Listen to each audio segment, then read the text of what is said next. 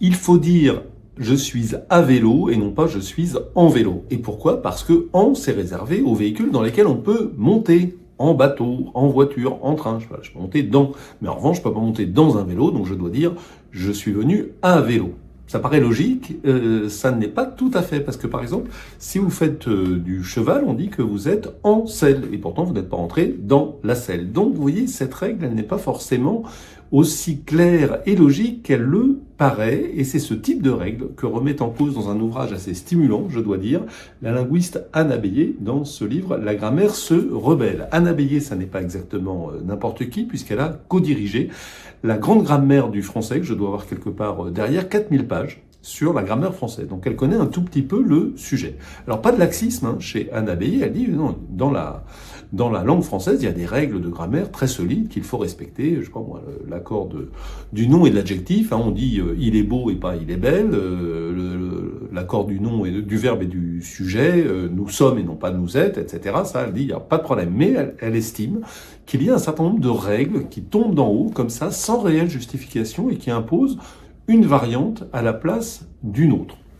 Prenons un autre exemple, parce qu'il faut dire il ou elle sera là, ou il ou elle seront là. La majorité des Français pensent avec ENT ou au singulier. Vous voyez, ce genre de choses.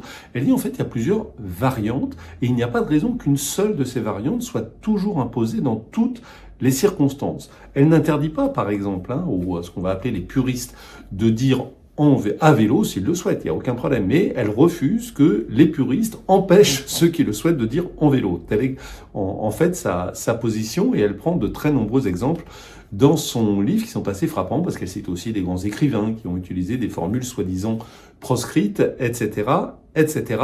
Et elle le dit finalement, le bon usage, c'est celui qui est adapté à la situation. Elle prend une image que j'aime bien, elle dit on ne va pas en smoking à la piscine, on ne va pas en tongs chez le notaire. Et bien de la même manière, on ne s'exprimera pas de la même manière lors d'un entretien d'embauche, où la variante de prestige sera plutôt recommandée, évidemment, mais lors d'une soirée avec des amis un peu arrosés, je sais pas, vous n'allez pas dire tiens, j'aimerais que tu m'apportasses un petit Armagnac. Vous voyez, ce serait un peu bizarre, et pourtant ce serait du très bon français. Voilà, donc le bon usage, c'est celui adapté à la situation. Certaines règles sont solidement installées, respectons-les. Les autres, interrogeons-les et sachons adapter notre niveau de français, notre registre de français aux circonstances. Je vous recommande ce livre encore une fois, La grammaire se rebelle de Anne Abbayer, un peu dérangeant, je dois dire, pour des gens comme moi qui ont appris qu'on disait comme ci et pas comme ça, mais assez intéressant, puis plus de détails comme d'habitude, dans la lettre de l'Express sur le bout des langues, désormais gratuite. N'hésitez pas à vous inscrire.